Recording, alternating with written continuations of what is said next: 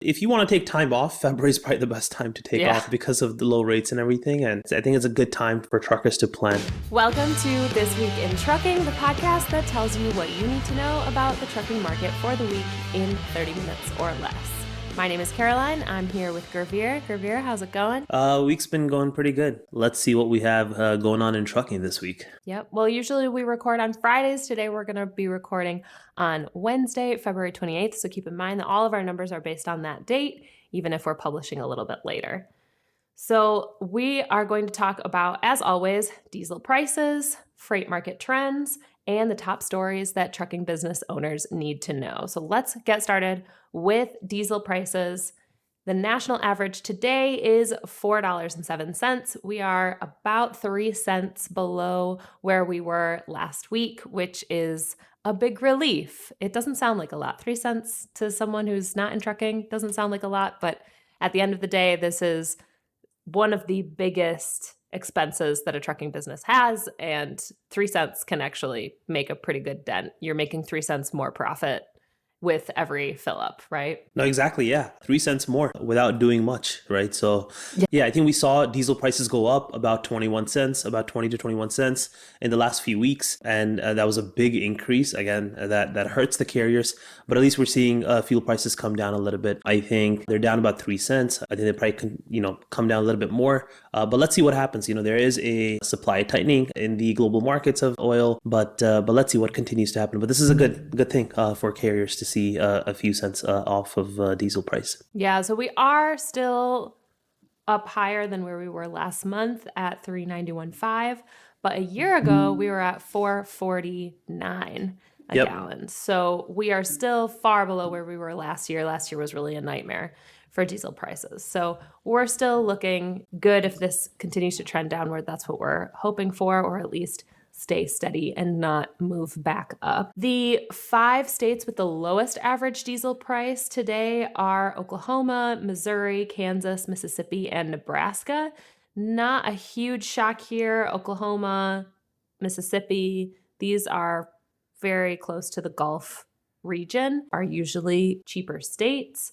But Nebraska's fuel price went down by 34 cents compared to last week. So that's looking better. If you're driving through there, then definitely want to see if you can fuel up in Nebraska before you hit up anywhere else. The 5 states with the highest prices, no surprise here at all: California, Washington, Pennsylvania, District of Columbia, and New York. So we're looking at the highest in California, as always, $5.40. Ouch. And then Washington follows it at about $4.66. So these are the states that you want to avoid, but I think people already know that they're supposed to avoid these states. Yeah, no, these are generally the most expensive states and the cheapest states. DC made it up. I don't see many truckers fueling up in DC either, so sort of It's easy to irrelevant. avoid. Yeah, it's easy to avoid, but California, Washington, Pennsylvania, definitely your 3 big states, even New York. One of the things that, I think we don't look at is, and Caroline, we haven't talked about this, is that there's a rack price of diesel and then there is a retail price, and they both can change, right? So if one is coming down, the other could be going up. And what that means is essentially, hey, the barrel price is coming down, which means it affects the rack price. Rack price is what the truck stops and gas stations buy the fuel at. And sometimes that includes like taxes and all that stuff. But if the truck stops want to make a little bit extra margin, those prices could not come down, right? Even though the diesel is coming down. So I think in the future, I think we'll prepare for that, where we can maybe share both of those prices, and we can keep track of both of those prices, because at the pump price could be different than what's happening in the global markets. They're both connected. They both move along the same lines, but sometimes truck stops owners, they take their sweet time to move these prices down. So I think that is something that could be and probably is more relevant to truckers. So we'll try to get more data around that as well, like what's happening with the retail prices as well. That's a good point. The other point is that this is the average national diesel price. Yeah. And if you have an 18-wheeler, you can't exactly go to just any place to fuel. So Yeah. even if you found a really good deal on diesel at a regular gas station, you might not be able to fuel there anyway. And so you're Yeah. going to have to contend with the prices of truck stops, which typically inflate their margins because they have within a certain mile radius, they might have a monopoly in the area Yeah. on truck parking or other amenities that semi trucks need. Yeah. By the way, that's a great tip to save money. If you're an owner operator, you got one or two trucks, always find these gas stations in your area that obviously a lot of gas stations cannot, take in a semi, like a full truck and a trailer. But maybe you just Right. want to unhook your truck and go to a small gas station and fuel up, right? And this could be big savings. Sometimes these prices are off by like 70, 80, 90 cents. So just Totally. another tip. Yeah, sometimes, be lookout out for these gas stations where you can just probably take your semi, just the bobtail alone and fuel up. And that could lead to some savings. So yeah, just a quick tip, but you're absolutely right. Also, that makes it even more important to get a fuel card that can be accepted anywhere, too. Yep. A lot of the fuel cards out on the market are restricted to what places you can go. You can sometimes only use them at a certain brand of truck stop or only at truck stops. Important to get one where it can be accepted anywhere. In diesel market news, the national average diesel price fell by 5 cents on February 26th. So this was just last week. And this was the largest drop in price so far this year. So this is good news. Hopefully this continues. But really what's going to make a big difference in margins for truckers is the freight market. So Gurvir, what can you say about the freight market? What's the update since last week? Yeah, so it's February. I think a lot of people know mid-February or the second and third week of February is probably the worst weeks in the whole year for freight, and that is being shown. We dropped. One of the indexes that we actually look at is National Truckload Index, which is the spotline haul rate for dry van loads. It actually dropped by 4 cents, so the rates are coming down. In February, there's not much activity in the in the freight market. March, April is when everything starts picking up. So given February, given that it's slow, given that not much activity is happening, a lot of drivers that were off in the first week of January finally started coming back into the market. So you probably saw an increase of supply a little bit. It is a tough market right now in February. So average line haul rate is down about 4 cents. The freight market is tough in February. So we're hoping that it starts picking up in March. But so far in February, things have been very, very slow. So Definitely. And that's the seasonal nature of the trucking market hitting us hard there. if you want to take time off, February is probably the best time to take Yeah. off because of the low rates and everything. And I think it's a good time for truckers to plan some time off Hopefully your around this kids time. have spring break. Yeah.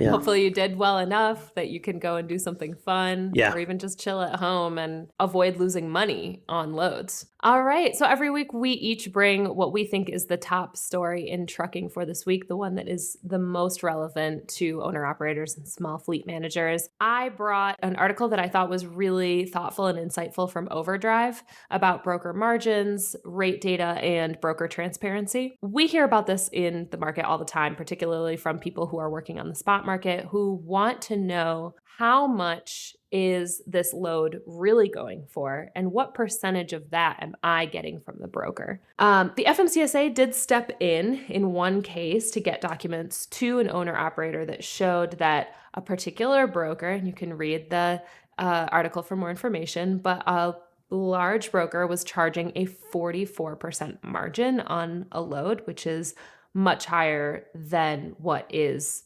considered to be standard. Unfortunately, the FMCSA is not moving very quickly on this. They've delayed taking up broker transparency in their agenda, and the latest agenda that they published didn't mention broker transparency at all, which is a bummer. Overdrive surveyed owner operators who reported that they do care a lot about this topic, but are also very skeptical of the rate averages on lanes that they see on load boards. It ties in a lot of the lessons that we learned from an event we did last week with David J. Jenks, who's an attorney and an expert in transportation and corporate finance law, presenting carriers through their factoring companies typically. Broker transparency, there is no legal enforcement of that right now, and so there really isn't any broker transparency. It's not something that carriers can expect from their customers, and that the FMCSA is going to be pretty slow to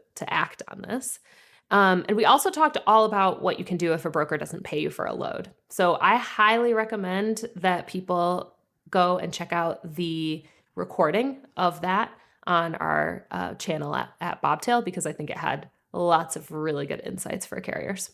Yeah, no, I think broker carrier agreements are a big thing. I had a chance to watch, that webinar. I highly recommend it. I think a lot of carriers, first of all, don't understand what's in the broker carrier agreement. We all sign it immediately, right? Yeah. You imagine if I have, especially in a slow market, I have loads to book, I need my truck covered. I'm not going to sit there and read a 10-page agreement Totally. and then go back and forth. Absolutely no time for that. So a lot of us just end up signing it. There's absolutely not much of a negotiation that does occur, but there's a lot of stuff in that broker carrier agreement that carriers sign, waivers to, and don't have any protection against. So I think this is a big thing. I think carriers should understand. And in certain cases where they do have leverage, they should try to negotiate those things, especially if you're doing a lot of freight with a certain broker, right? Totally. Brokers love consistent supply of trucks. And if you're a good carrier, you got good safety scores, you're providing great service, then you should be able to negotiate those things. But then you should know exactly what you should be taking out of the contract. But yeah, these are very important things. And I think a lot of the times carriers don't have leverage, but it doesn't hurt to ask for those changes. Absolutely. And we did recognize multiple times during that event, look, we know the reality of the market. It's not that you're always going to have the opportunity to negotiate these things or get these things changed, but at the very least, you can understand them. Yeah. And you can decide whether or not you want to work with certain brokers based on some of these things. You may never be able to negotiate with most of your brokers, but maybe that helps you decide who to continue to work with. Right? Exactly. Or even say to a broker, hey, I'm wondering in the future, would it be possible to get some of this language modified, right? We're not even saying right now, we're not really putting a date on it, but maybe they're just open to starting that conversation. So it's really important to understand what you're signing. Yeah. By the way, in certain broker lanes, yeah, there can be a margin as high as 44%. But sometimes brokers also run in negative margins. Sometimes I think on average the margins are anywhere from like 15. I think on average like 15%. And for certain brokers, you imagine in a volatile market, prices fluctuate a lot, right? So shippers. Shippers don't want to have their prices change throughout the year, right? Like 1 week it's $4 a mile, the next week it is $2.50, right? It doesn't allow them to forecast and plan. So shippers want consistent pricing. So if brokers are giving a contract pricing for the whole year, and if the market turns around, now they can suddenly go into negative margins as well. In 21, we saw that happen. Like a lot of the brokers had to run negative margins. So yeah, I think transparency is important. I think we should know how much is the broker booking this load for. I think it's good for owner operators to know. I think there's been conversations around, hey, whether there should be a consistent margin. Like maybe you should just show the carrier that, hey, this load is coming from the shipper for $2,000 and the broker's adding their $150 fee, right? Or their $300 fee, whatever 15% equates to, and just show that pricing on a rate confirmation. It's $2,300 and now I'm giving it for $2,000. But I'm not sure if that's going to change the economics though, right? Like it just offers transparency. But certainly a good conversation in the industry. Let's see where that goes. You're absolutely right. That's just one anecdote of one load, right? Yeah. We can't actually extrapolate anything from that. Yeah. And the reason that we can't extrapolate anything from that is because there is no transparency. Yeah. So we would be able to know what is standard, what is the average, if we were more transparent about that as an industry. I think what transparency does is it helps us talk to each other about the market. I think you're right. I don't think it changes the economics. It does, however, change the way that we think and talk about the industry. And I think that that's important. Totally. I think there's a lot of, there's absolutely no trust between carriers and brokers, in the industry. So it's like these two partners that work very, very closely, but the trust isn't there. Everybody's thinking, hey, the other is screwing me over. Right. So that's the notion in the industry. But yeah, let's see where this goes. I think again, I think brokers can put these things in their carrier agreements to, even if this becomes a law, or Right. something, then they can put this where you're waiving your right. So not sure where this will go, but yeah, let's keep an eye on this. Awesome. All right, Gurvir, what do you think is the top story in trucking this week? For me, it was insurance. So Morgan Stanley put out an article, and they're cutting earnings expectation because of surging insurance costs. This is not new to the industry. Small owner operators, carriers have been experiencing high insurance costs for a while. Now the mega carriers are also getting hurt. So mainly the pressure from like these high jury awards and settlements that have been happening in trucking.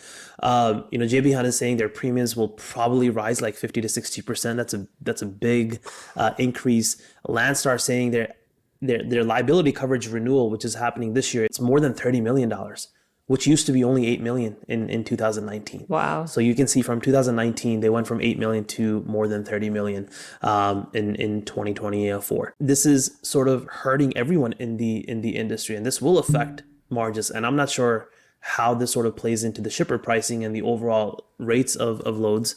But definitely there will be an impact there. Knight Swift used to have an insurance division for smaller owner operators. So they actually used to offer insurance. They're shutting that down. They haven't made any money. They actually lost $71.7 million in that division, which led to Wow. more losses in their truckload and those operations. Insurance for a while, for a lot of the companies, has not been profitable, right? So for every $100 of premiums that insurance companies collect, they were spending like anywhere from 103 to 115. So essentially, there's about a 3 to 15% loss on top of premiums that they were collecting.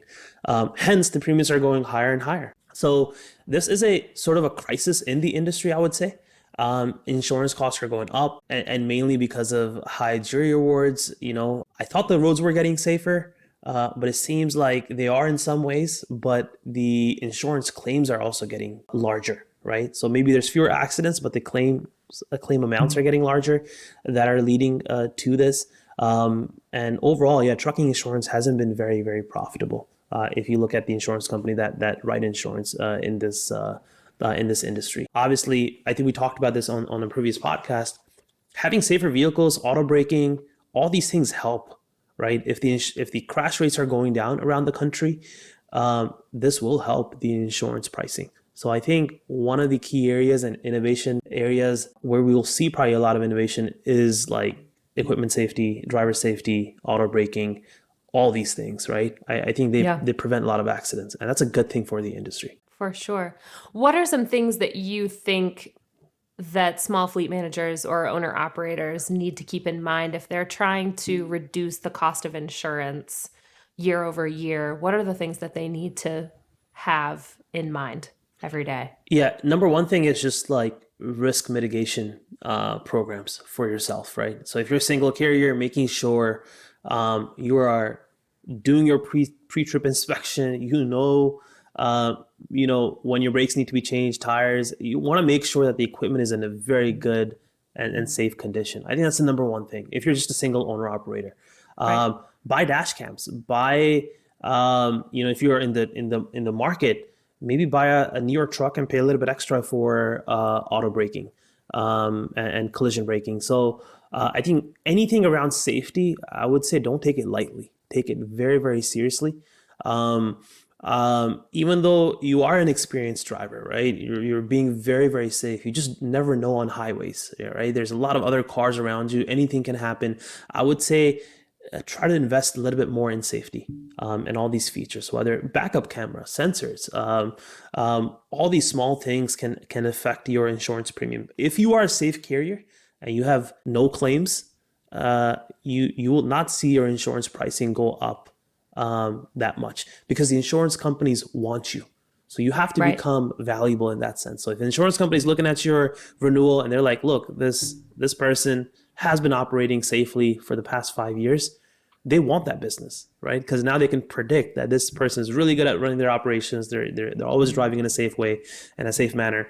They want that business. And I think that's the type of carrier that you should try to be, which means you probably won't experience that much high cost. I And think premiums will still probably go up, but at least you'll be on the lower end. All good things to keep in mind. Safety is always and should always be everybody's number one priority in this industry. I think a lot of people say that, but it's hard to actually execute on that. Yeah. All right. So every week we also go through Facebook groups for truckers and trucking industry folks, and we grab some comments, advice, questions, and we talk about them here and we get your perspective, Gurvir. So I'm not going to put this broker on blast right now, so we will blur out what Oh man, broker they're talking about. they're showing up twice in our podcast. Huh? They are. Unfortunately, they are.